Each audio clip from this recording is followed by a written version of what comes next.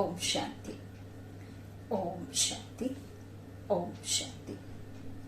14/7/2021 प्रातः मुरली। ओम शांति। बाप दादा मधुबन। आज ईश्वरीय महावाक्य मुरली में शिव भगवानुवाच। आत्माओं प्रति परमात्मा के महावाक्य। शिव बाबा ने कहा, मीठी बच्ची, सारी दुनिया को शांति देना एक बाप का ही काम है, इसलिए कहते हैं हे शांति देवा, तो प्राइज भी बाप को मिलनी चाहिए। प्रश्न है, कौन से बच्चे बाप को पूरा पूरा फॉलो कर सकते हैं?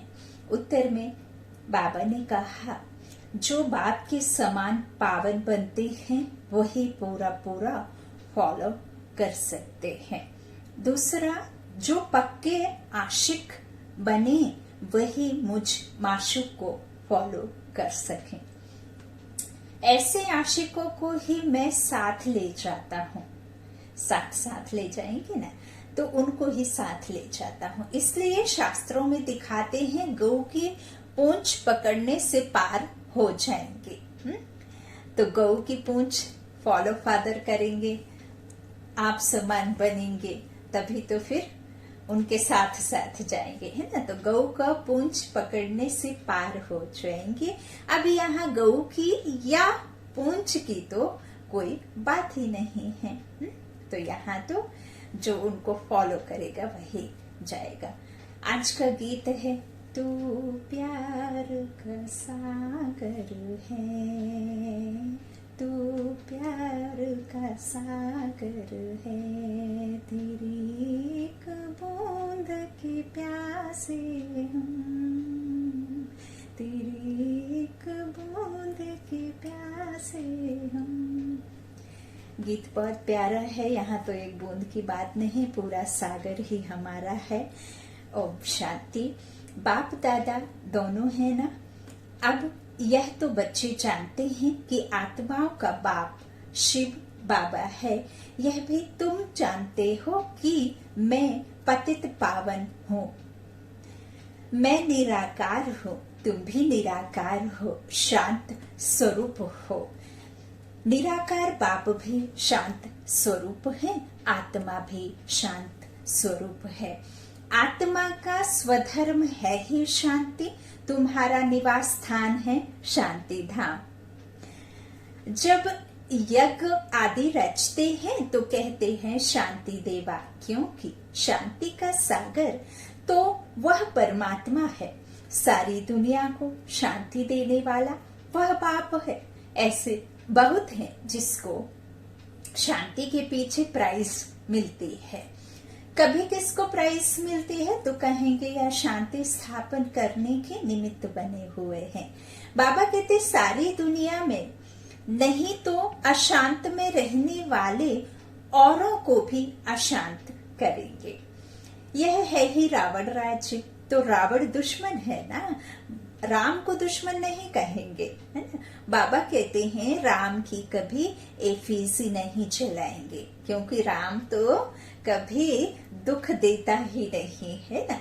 तो रावण को जलाती हैं, है ना, क्योंकि रावण दुख देने वाला है। तो ये तो पूरा संसार ही रावण राज्य है, तो रावण तो दुख देगा। राम की एफीसी बाबा कहते नहीं जलाएंगे, ना त्रेता वाले राम की और ना परम पिता परमात्मा की।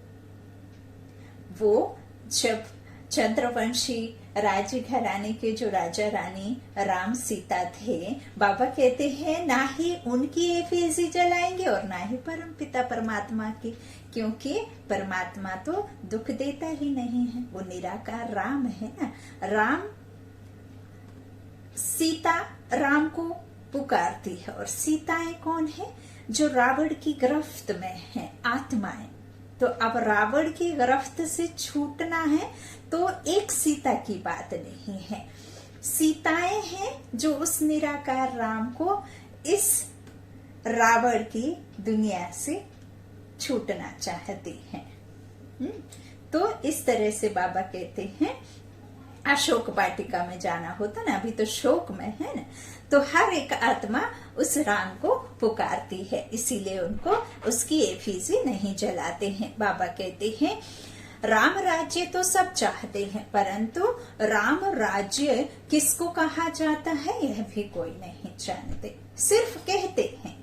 नई दुनिया हो, नई दिल्ली में राम राज्य हो, नई दिल्ली कहते हैं, नाम तो बहुत रखे जाते हैं। बाबा कहते हैं दिल्ली सबकी कैपिटल रहती है, दिल्ली ही परिस्थान था, अब नहीं है, वापस परिस्थान बनेगा, वहीं से फिर यहाँ जो है कहना चाहिए कि दिल्ली के पास ही बाबा ने कई बार मुरली में बताया है कि वहां से ही फिर सतयुग की स्थापना होगी, है ना। तो बाबा कहते हैं परिस्थान था।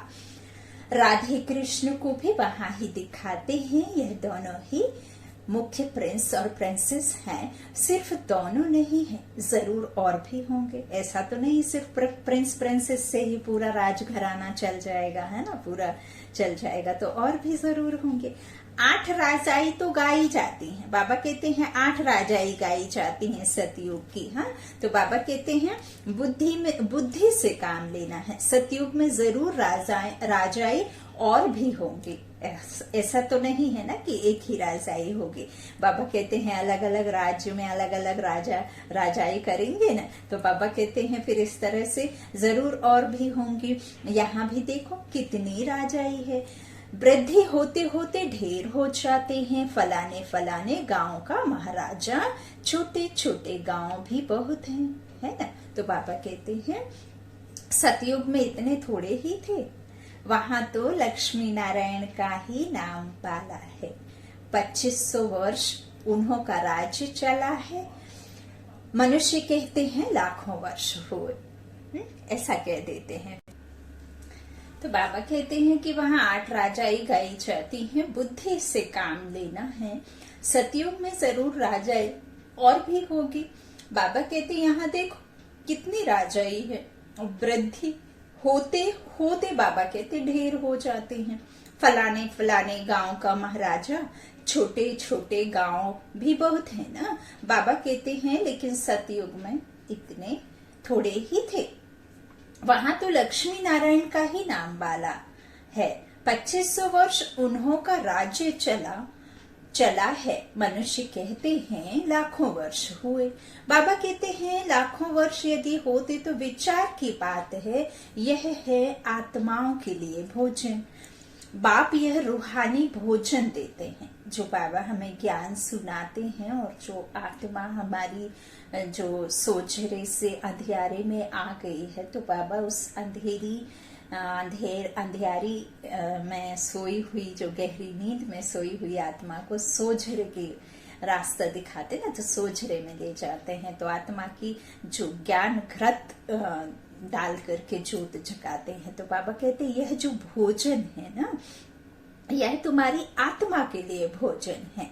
तो बाबा कहते हैं बाप यह रूहानी भोजन देते हैं, रूहानी पिता रूहानी भोजन देते हैं, ताकि तुम जो है विकारों से मुक्त हो करके पवित्र आत्मा बन पावन तन लेकर के सतयुग में राजाई मिले, और ये ज्ञान के द्वारा हमें फिर वह राजाई प्रालब्धि प्राप्ति होती है। तो बाबा कहते हैं इस तरह से जो है बाप यह रूहानी भोजन देते हैं, तुम्हारी बुद्धि को, आत्मा को, तुम्हारी बुद्धि का ताला अब खुला है। गोडरेज का जो ताला लगा हुआ था ना, अब वो खुला है। बाबा कहते ऋषि मुनि आदि सब कहते थे हम रचता और रचना को नहीं जानते हैं। अब तुम बच्चे ऐसे नहीं कहेंगे, तुम तो रचता और रचना के आदि मध्य अंत को जानते हो। तुम तो रचता, और बाबा कहते हैं तुम अपने 84 के चक्र को जान गए हो। आदि में तुम देवी देवता थे, फिर मध्य में रावण की प्रवेशता होने से विकारी बन गए हैं। अब है अंत, तुम जानते हो अभी पुरानी दुनिया का विनाश हो, फिर आदि होगी, शुरुआत होगी। तो अब रावण राज्य पूरा हो फिर राम राज्य शुरू होगा। नर से नारायण बनना है ना, यह है सत्यनारायण की कथा।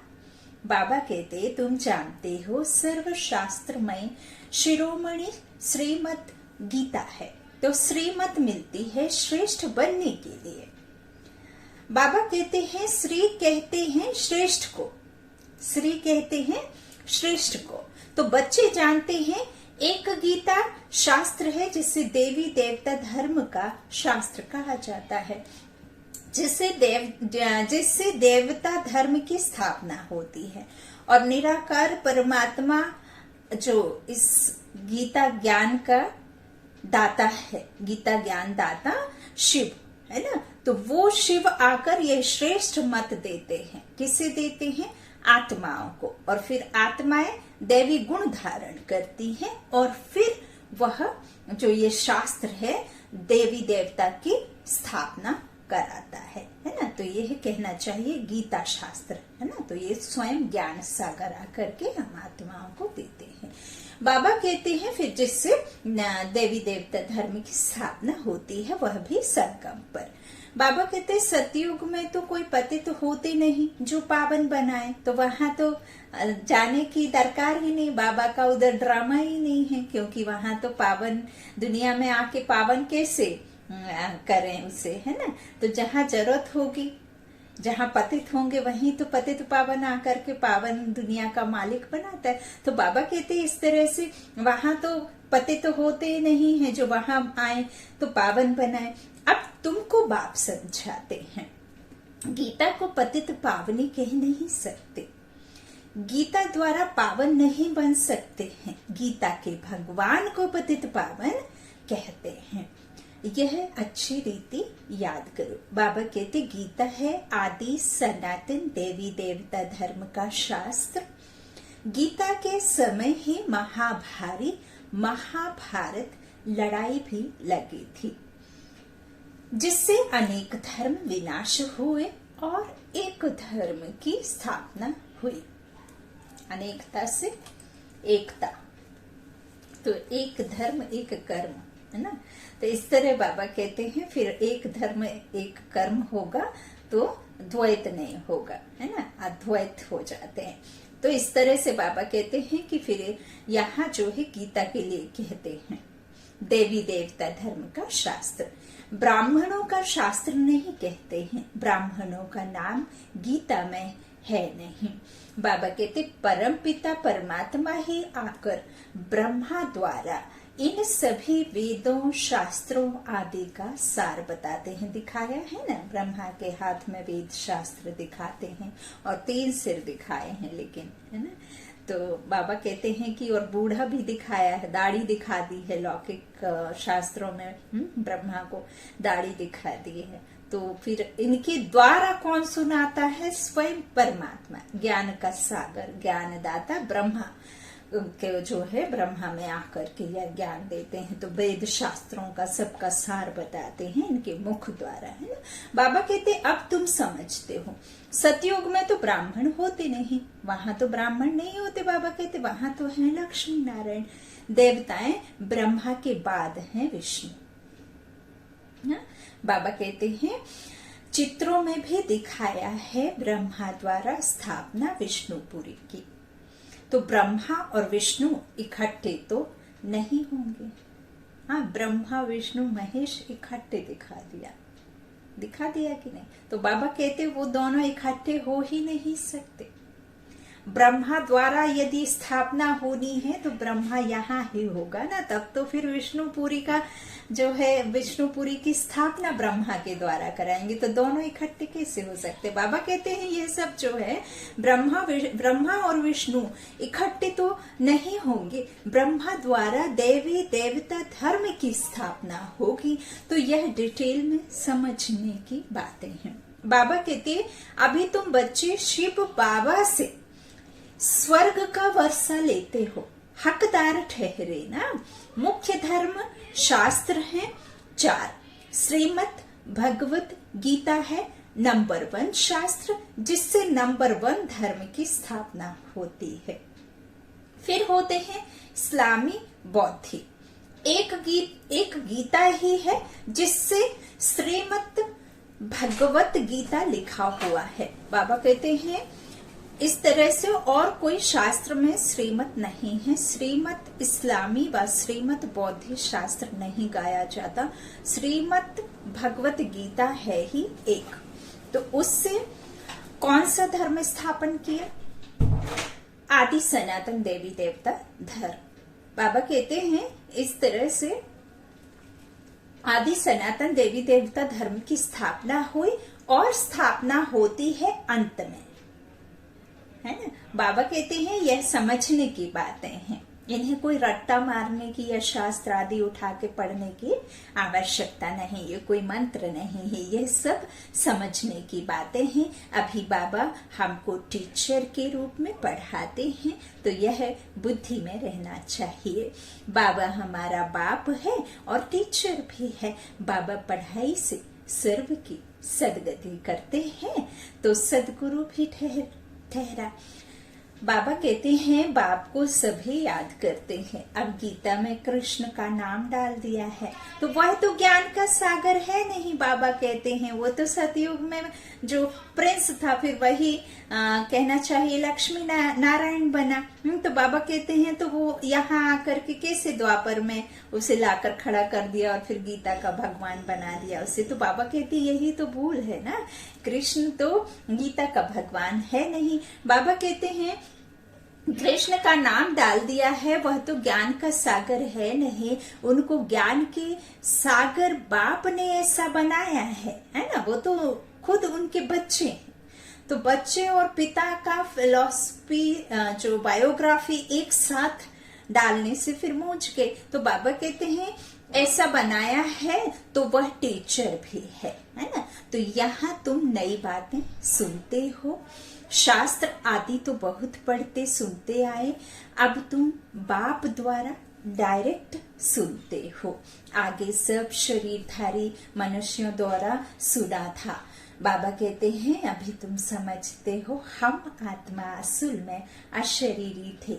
शिवलिंग बनाते हैं ना, तो आत्मा शरीर द्वारा उनको पूजती है, पुकारती भी है, हे परमपिता परमात्मा आकर हम पतितों को पावन बनाओ।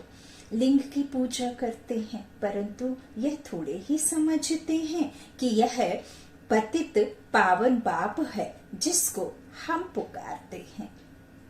शिव भगवान है, ईश्वर है, बस ऐसे ही याद करते हैं। उनको बाबा कहें तो बुद्धि में आए कि बाबा से वर्षा मिलना चाहिए, हमको वर्षा मिला है तब हम पूजते हैं। बाबा कहते भारतवासियों को वर्षा मिला जरूर है, कब मिला यह भूल गए हैं। अब तुम बच्चे समझते हो, बच्चे कहते हैं हम बाबा के पास आए हैं। शिव बाबा ब्रह्मा तन में आकर समझाते हैं। त्रिमूर्ति का नाम बाला है, त्रिमूर्ति मार्ग नाम भी रखा जाता है, रखते हैं ना त्रिमूर्ति नगर, इस तरह से रखते हैं। तो बाबा कहते त्रिमूर्ति का नाम बाला है ना। तो बाप की महिमा बहुत है। गीत में भी सुना प्यार का सागर है, सुना गीत आज का। तो बाबा कहते सर्व का सदगति दाता है, सर्व को सुख शांति देने वाला है, सर्व का दुख हरता सुख करता है। बहुत प्यारा है ना। बाबा कहते उनसे प्यारी चीज कोई और होती ही नहीं। बाबा कहते जो बाप स्वर्ग का मालिक बनाए तो वह जरूर प्यारा होगा ना। वाह बाबा वाह। तो बाबा कहते हैं वह है बेहद का बाप, हद का नहीं बेहद का बाप है। बाबा कहते हैं बच्चों मेरे से स्वर्ग की बादशाही मिलनी है ना, तो तुम आत्माएं भाई भाई हो। अभी बाप द्वारा सुन रहे हो, सभी आत्माएं बाप को याद करती हैं। बाबा कहते हैं बाबा हमको आकर पावन बनाओ। अब आत्मा कहती है बाबा आया हुआ है पावन बनाने। कहते हैं बच्चों 5000 वर्ष पहले तुमको पावन बनाने आया था। अब मुझ बाप को याद करो तो तुम्हारे विकर्म विनाश होंगे और तुम्हारे सब दुख दूर हो जाएंगे। बाबा कहते हैं, पुकारते भी हैं, हे पतित पावन आओ, अथवा तालियां बजाते रहते हैं, रड़ियां मारते रहते हैं। पतित पावन सीताराम कहते हैं ना, रघुपति राघव राजा राम, पतित पावन सीताराम। तो बाबा कहते हैं तालियां मारते हैं, रड़ियां मारते रहते हैं, है ना, तालियां बजाते हैं। बाबा कहते तो खुद पतित ठहरे ना, तभी तो फिर रड़ियां मारते हैं, ताली बजा बजा के पतित पावन गाते। तो बाबा कहते हैं इस तरह से फिर यह है ही नर्क, इसको रौरव नर्क कहा जाता है। गरुड़ पुराण में तो रोचक बातें बहुत लिख दी हैं कि यह करने से यह बनेंगे, है? तो यह होगा। फिर कह देते गौ का पूंछ पकड़ने से स्वर्ग में चले जाएंगे, ऐसा कुछ लिखा हुआ है। अब जानवर की तो बात नहीं है ना, कोई गौ की पूंछ पकड़ के कैसे आप जो है नई दुनिया में चले जाएंगे। उसे तो गौ के अंदर तो ये ज्ञान है नहीं, है ना। तो गौ तो जो स्वयं रथ जिस ईश्वर ने चुना है, तो इस गौ की बात कही गई है ना। बाबा कहते हैं इस तरह से गाय की पूंछ पकड़ने की तो कोई बात नहीं है कि जानवर की पूंछ पकड़ के आप स्वर्ग में चले जाएंगे। बाबा कहते हैं गौ माता होना, हाँ, तुम गौ माता होना। तो बाबा कहते हैं तुम्हारी पूंछ अथवा तुम्हारी पीठ जब तक कोई ना पकड़े तब तक रास्ता मिल ना सके, है ना। तो बाबा कहते हैं अब यहाँ पूंछ तो पकड़ना नहीं है, परंतु फॉलो करना है। सन्यासियों के फॉलोअर्स तो बहुत हैं, परंतु फॉलो करना अर्थात पवित्र बनना, है ना। तो बाबा कहते तुम तो सच्चे सच्चे फॉलोअर्स हो। शिव बाबा कहते हैं मैं आया हूँ तुम सबको वापस ले जाने। तो बाबा कहते हैं कि तुम मुझे याद करो तो तुम्हारे पाप भस्म हो जाएंगे, पावन बनने बगैर फॉलो कर नहीं सकेंगे। शिव बाबा को पूरा फॉलो करना है। तुम यहाँ बैठे हो फॉलो करने के लिए, भक्ति मार्ग में भी मुझे याद करते आए हो। तुम जानते हो आत्माएं आशिक हैं किसकी? परमात्मा माशूक है। तो बाबा कहते हैं आत्माएं उनको याद करती हैं, याद करती ही हैं, हाँ, करती हैं। अब और यह है बाबा कहते और वह आए हैं लेने के लिए, किससे? आत्माओं को। शिव की बारात गई हुई है ना, तो शिव में सबको दिखाया है, तो सबको ले जाने बाप आया है। बाबा कहते हैं इस तरह से तुम सबको वापस ले जाने, तुम मुझे याद करो तो तुम्हारे पाप भस्म हो जाएंगे, पावन बनने बगैर फॉलो फादर नहीं, बाबा कहते फॉलो कर नहीं सकेंगे।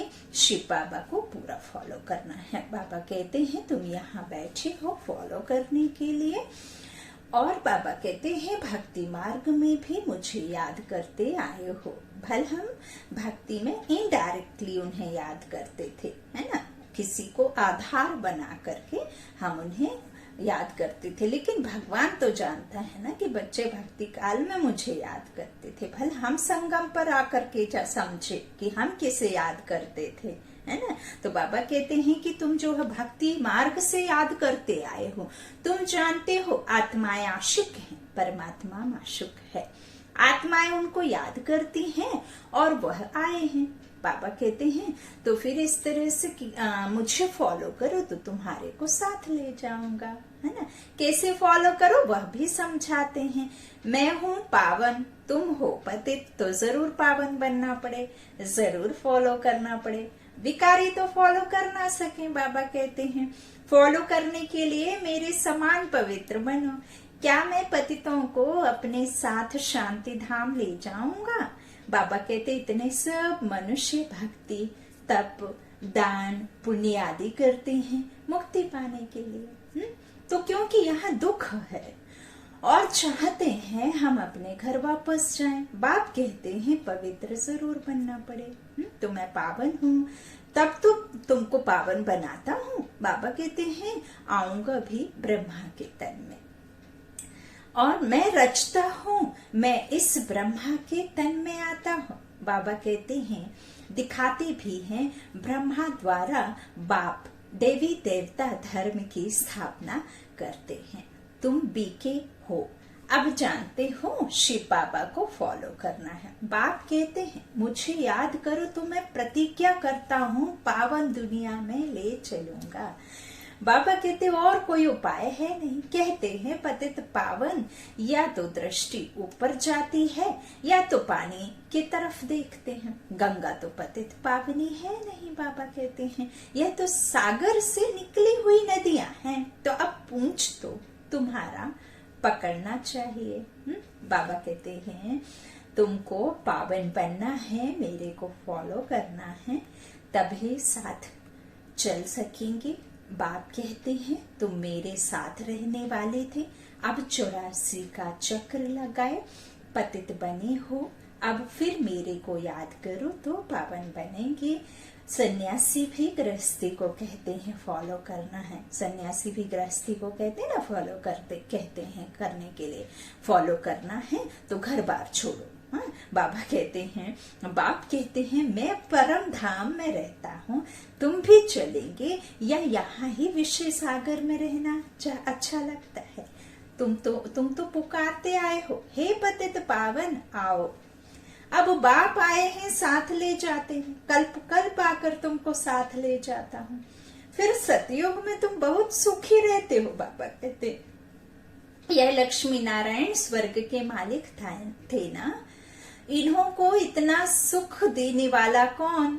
हेवनली गॉड फादर बाप याद दिलाते हैं तुम हमारी जयंती मनाते हो। परम पिता परमात्मा की जयंती सभी भारतवासी मनाते हैं।